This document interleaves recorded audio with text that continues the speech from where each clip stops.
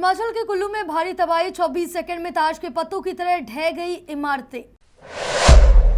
Drone के जरिए पाकिस्तान पंजाब में गिरा रहा ड्रग्स के पैकेट, वीडियो आया सामने। बिहार में आज से शिक्षक भर्ती परीक्षा शुरू, 876 केंद्रों पर 8 लाख अभ्यर्थी देंगे परीक्षा। विजयवाड़ा के बाइक शोरूम में लगी भीषण आग, 302 पहिया वाहन जलकर खाक। 26 अगस्त को पीएम मोदी जाएंगे बेंगलुरु, इसरो टीम को देंगे बधाई।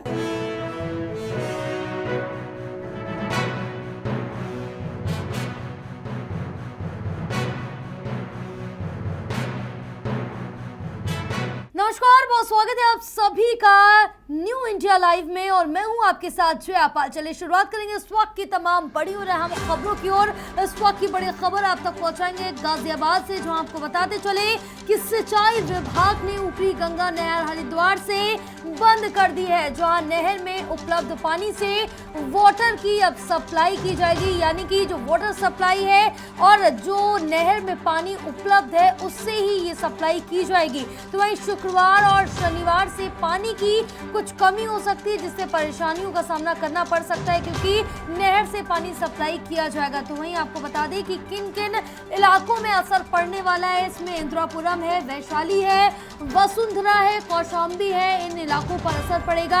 आपको बताते चले कि नोएडा की कई सेक्टरों पर भी असर पड़ सकता है इस को लेकर, क्योंकि अब आपको बता दें कि यहाँ पर नहर से पानी सप्लाई किया जाएगा गाजियाबाद में, जिसमें कई इलाकों में असर पड़ता हुआ साफ तौर से नजर आएगा। खबरों में आगे बढ़ेंगे और इस बीच एक अहम अपडेट आप तक पहुंचाएंगे हिमाचल से, क्योंकि कुल्लू में स्थित नए बस स्टैंड के पास एक के बाद एक 7 बहुमंजिला इमारत कुछ ही सेकंड में धराशायी हो गई और बताया जा रहा है कि लगातार हो रही बारिश के चलते इन इमारतों में दरारें आ गई थी। इसके बाद इन्हें 3 दिन पहले ही खाली करा लिया गया था। लगातार हो रही तेज बारिश से पहाड़ों पर तबाही लगातार जारी, और इस बीच हिमाचल प्रदेश के कुल्लू में गुरुवार बारिश के चलते कई बहुमंजिला जो इमारतें हैं वो ताश के पत्तों की तरह ढह गई। और इस घटना का एक वीडियो है वो भी सामने आया, और वीडियो में ये भीषण तबाही को साफ तौर से देखा जा सकता है, और जिसमें कुल्लू में स्थित नए बस स्टैंड के पास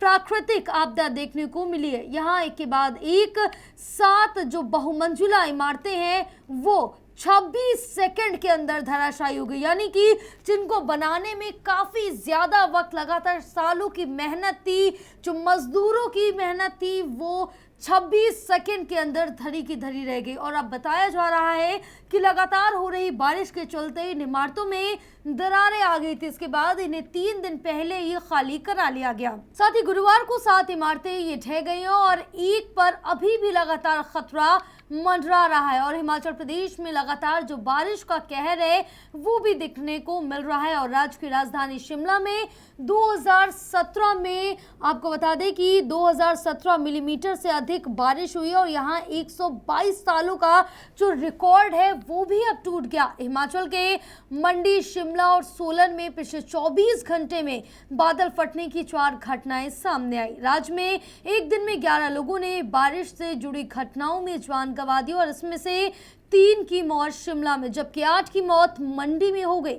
इस दौरान 18 वाहनों को भी नुकसान पहुंचा। शिमला में कई सड़कों को एहतियातन के तौर पर बंद कर दिया गया कि कोई बड़ा हादसा ना हो जाए। बड़े हादसे को टालने के लिए ये कदम उठाए जा रहे हैं। फिलहाल जो रेस्क्यू कार्य है वो भी चल रहा है, और शिमला में करीब 35 घरों को खाली भी करा लिया गया। हिमाचल के हमीरपुर, मंडी, शिमला और सोलन में कई जगहों पर लैंडस्लाइड की जो घटनाएं हैं वो भी सामने आई, और राज्य में 3 नेशनल हाईवे और 538 रोडों को बंद कर दिया गया। चलिए आगे बढ़ेंगे खबरों में। इस बीच एक और अहम अपडेट आप तक पहुंचाएंगे, जहां पंजाब में पहली बार सीमा पार पाकिस्तान से ड्रोन के जरिए ड्रग्स गिराने का जो वीडियो है वो सामने आया। इस वीडियो में खेत में ड्रग्स का पैकेट ड्रॉप करता हुआ दिख रहा है, और मामला पंजाब के तरन तारण जिले का बताया जा रहा है, जहां तरन तारण जिले में पुलिस ने 2 अलग मामलों में 3 kilo 290 gram heroin, 1 drone, 30 lakh रुपए ड्रग्स मनी, 1 पिस्तौल बरामद करके 3 लोगों को गिरफ्तार कर लिया।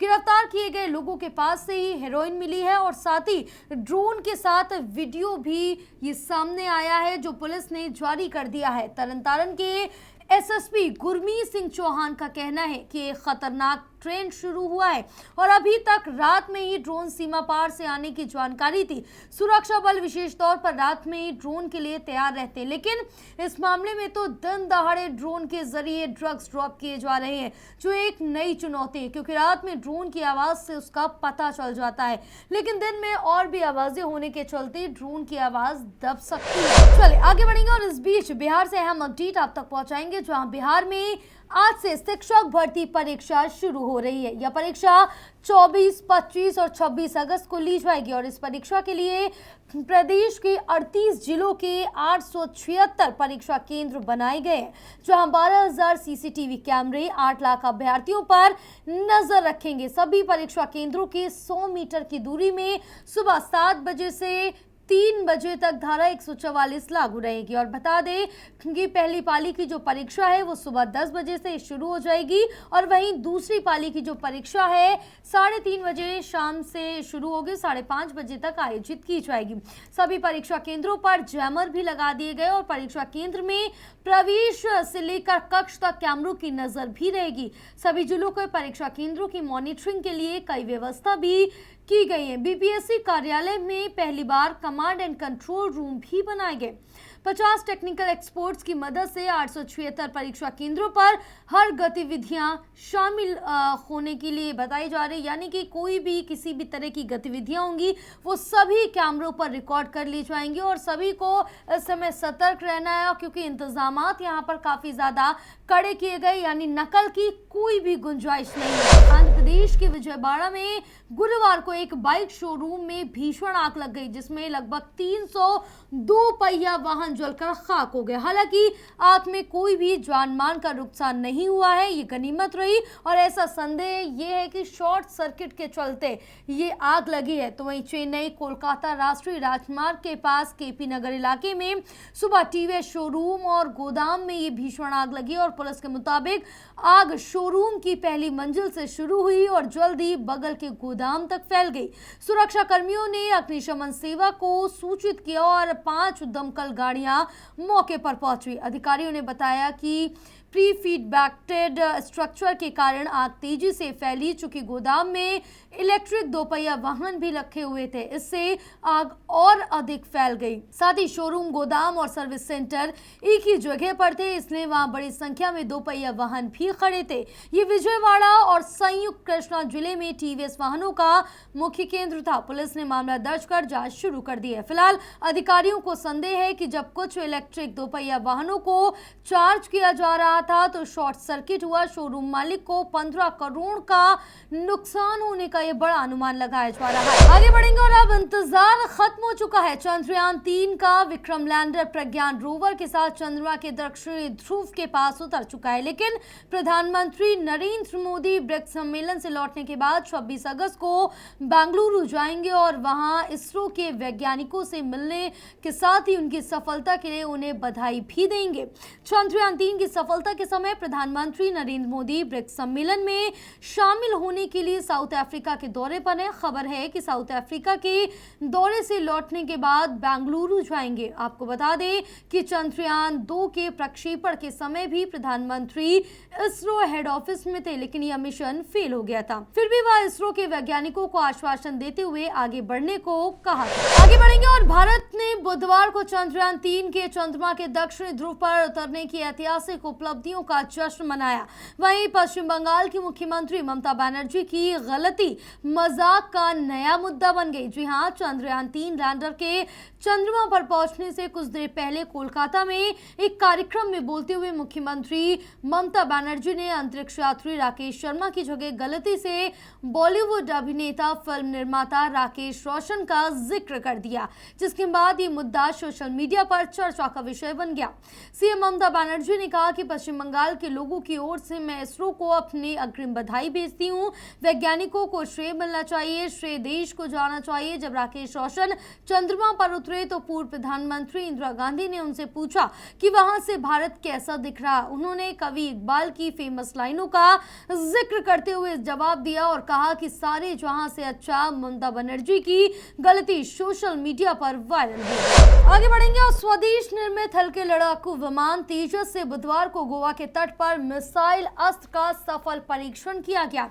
और आपको बता दें कि अधिकारियों ने बताया कि करीब 20,000 फुट की ऊंचाई पर विमान से मिसाइल का जो परीक्षण है वो किया गया। रक्षा मंत्रालय ने बताया कि परीक्षण की निगरानी वैमानिक विकास एजेंसी, रक्षा अनुसंधान एवं विकास संगठन, हिंदुस्तान एरोनॉटिक्स लिमिटेड के परीक्षण निदेशक और वैज्ञानिकों तथा सेंटर फॉर मिलिट्री अवेयरनेस और सर्टिफिकेशन और एरोनॉटिकल क्वालिटी एश्योरेंस महानिदेशालय के अधिकारियों ने की। रक्षा मंत्री राजनाथ सिंह ने LCA तेजस से मिसाइल के सफल परीक्षण के लिए बधाई दी। उन्होंने कहा कि इस परीक्षण से तेजस की युद्ध क्षमता में काफी वृद्धि होगी और आयातित हथियारों पर निर्भरता कम हो जाएगी। आगे बढ़ेंगे और राहुल गांधी से जुड़ी एक अहम अपडेट बताएंगे, जहां राहुल गांधी 12 तुगलक लेन वाले घर में अब वापस नहीं रहना चाहते। आखिर ऐसा क्या हुआ, वो क्यों अपने जो पहले उनका घर था उसमें नहीं रहना चाहते? तो आपको बता दें कि बुधवार 23 अगस्त को बंगले की वापसी का जवाब देने की डेडलाइन जो है वो अब खत्म हो चुकी है और बंगले में वापसी के लिए 15 दिन के अंदर राहुल गांधी को लोकसभा कमेटी को जवाब देना था, जिसके लिए उन्होंने औपचारिक रूप से इनकार कर दिया। और इस बंगले में राहुल गांधी 19 साल भी रहे थे। तो वहीं मोदी सरनेम केस में 2 साल की सजा मिलने के बाद 22 अप्रैल को उन्होंने ये बंगला खाली कर दिया था। और एक रिपोर्ट के मुताबिक आपको बता दें कि वो इन दिनों घर भी ढूंढ रहे हैं राहुल गांधी और कुछ और ऑप्शंस भी खोज रहे हैं, जहां राहुल गांधी 16 अगस्त को बहन प्रियंका गांधी के साथ सफदरगंज लेन देखने गए थे और यह बंगला पहले महाराजा रणजीत सिंह का था। फिलहाल घर छोड़ते वक्त राहुल गांधी ने कहा था कि उन्हें सच बोलने की सजा दी गई। वो घर उन्हें भारत के लोगों ने दिया था, बावजूद इसके वे उस घर में वापस नहीं जाना चाहते जो उनसे छीन लिया गया। राहुल ने इस साल 26 फरवरी को कांग्रेस के 85वें अधिवेशन में बताया था कि मेरे पास कोई घर नहीं है। राहुल 12 तुगलक लेन वाले सरकारी बंगले को खाली करने के बाद 10 जनपद स्थित अपनी मां सोनिया गांधी के आवास में शिफ्ट हो गए थे। फिलहाल आगे बढ़ेंगे और क्रिकेट से जुड़ी एक अहम अपडेट आप तक पहुंचाएंगे, जहां आपको बता दें कि भारत और आयरलैंड के बीच बुधवार को डबलिन में तीसरा और अंतिम T20 अंतर्राष्ट्रीय मैच की जो एक भी गेंद थी वो फेंके बिना रद्द हो गया। लगातार अधिक बारिश होने के कारण टॉस भी नहीं हो सका। बता दें कि टीम इंडिया ने सीरीज को 2-0 से अपने नाम कर लिया और इसके साथ ही टीम इंडिया के पास क्लीन स्वीप करने का भी मौका था, लेकिन तीसरा मुकाबला रद्द हो गया और उससे पहले और दूसरे मुकाबले में T20 में मेजबान टीम को हराया था। बताते चले कि भारत ने इससे पहले 2018 और 2022 में आयरलैंड का सीरीज में सफाया किया था। हालांकि भारत ने रविवार को दूसरे T20 मैच में जीत के साथ सीरीज पहले ही 2-0 से अपने नाम कर ली थी। सीरीज का पहला मैच भारत ने डकवर्थ लुईस नियम से 2 रन से जीता था और उस मैच में भी बारिश ने खलल डाला था। बारिश के कारण अंतिम मैच में टॉस देरी से हुआ और कई निरीक्षणों के बाद अंपायरों ने निर्धारित समय से 3 घंटे बाद मैच को रद्द कर दिया। फिलहाल सीरीज में तेज गेंदबाज जसप्रीत बुमराह और प्रसिद्धि कृष्णा ने पीठ की सीरीज के बाद भी प्रभावशाली वापसी की। दरअसल अक्टूबर-नवंबर में घरेलू मैदान पर होने वाले विश्व कप से पहले सीनियर खिलाड़ियों की अनुपस्थिति में बुमराह ने युवाओं से भरी टीम का नेतृत्व भी किया। एशियाड में भारतीय टीम की दूसरी पंक्ति विश्व कप की तैयारियों में व्यस्त सीनियर टीम के स्थान पर भाग लेगी। ऋतुराज गायकवाड़ एशियाड में टीम का नेतृत्व करेंगे और इस सीरीज को IPL सनसनी रिंकू सिंह के बहुप्रतीक्षित डेब्यू के लिए भी याद किया जाएगा। उन्होंने छोटे दौर पर मिली एकमात्र पारी में प्रभाव डाला था। संजू सैमसन ने तेज 40 रन बनाए थे और उन्होंने वनडे में KL राहुल के बैकअप के रूप में देखा जाता। हालांकि उनके पास विश्व कप में जगह पक्की करने की संभावना बहुत कम है। वहीं IPL में शानदार प्रदर्शन के बाद वापसी करने वाले शिवम दुबे ने सीरीज में बल्ले और गेंद दोनों से योगदान दिया। आगे बढ़ेंगे और केंद्रीय जल शक्ति मंत्री गजेंद्र सिंह शेखावत अपने भरतपुर के दौरे पर है। जी हां, जहां उन्होंने एक पत्रकार वार्ता को संबोधित करते हुए राज्य की गहलोत सरकार पर निशाना साधा, लेकिन ये भी कह दिया कि उनके और राजस्थान के मुख्यमंत्री अशोक गहलोत के बीच काफी प्रेम है। लेकिन इस दौरान उन्होंने गहलोत सरकार को लेकर ये भी कहा कि राजस्थान में महिलाओं के साथ बलात्कार की घटनाओं में लगातार बढ़ोतरी हुई है। भरतपुर दौरे पर पहुंचे बीजेपी नेता गजेंद्र सिंह शेखावत ने कहा कि हम दोनों एक ही विश्वविद्यालय में पढ़े हैं और एक ही विधानसभा के रहने वाले। उन्होंने इस दौरान चुटकी लेते हुए ये भी कहा कि मेरा अशोक गहलोत से इसलिए और ज्यादा लगाव है क्योंकि उनके पुत्र वैभव गहलोत को मैंने चुनाव में हराया था। गहलोत के साथ लगाव की बात करने के अगले ही पल जल शक्ति मंत्री गजेंद्र सिंह शेखावत ने उन्हें आड़े हाथों भी ले लिया। उन्होंने कहा कि राजस्थान में जिस तरह के हालात बने हैं, आज राजस्थान का किसान बदहाल है और बेहाल है। महिलाओं के साथ बलात्कार की घटनाओं में बढ़ोतरी हुई है। महिलाओं को घर से बाहर निकलने में डर लगता है और परिवार वाले उनके सकुशल घर पहुंचने पर भी चैन की सांस लेते हैं। गजेंद्र सिंह शेखावत ने कहा कि पूर्वी राजस्थान कैनल प्रोजेक्ट को राष्ट्रीय परियोजना में शामिल करने के लिए राज्य सरकार ने जो केंद्र को चिट्ठी लिखी थी उसमें कुछ संशोधन होना था, लेकिन राज्य सरकार ने इस योजना को अधर में लटकाया हुआ था। फिलहाल क्या काम होता है इस योजना पर ये तो वक्त ही बताएगा। और चंद्रयान 3 ने बुधवार शाम चंद्रमा के साउथ पोल पर सफलतापूर्वक सॉफ्ट लैंडिंग की। इसके बाद से देश भर में जश्न का माहौल है। चंद्रयान की लैंडिंग पर केंद्रीय मंत्री जितेंद्र सिंह ने तिरंगा फहराया और गुजरात के सूरत में एक स्कूल के बच्चे खुशी से डांस करने लगे। बेंगलुरु में इसरो मिशन कंट्रोल सेंटर में वंदे मातरम के नारे लगाए गए और चंद्रयान 3 की कामयाब सॉफ्ट लैंडिंग के लिए आज सुबह से देश भर में लोग पूजा और प्रार्थना कर रहे थे। कल से ही और मंदिरों में हवन पूजन भी लगातार किए जा रहे थे और मस्जिदों में लोग दुआएं पढ़ रहे थे।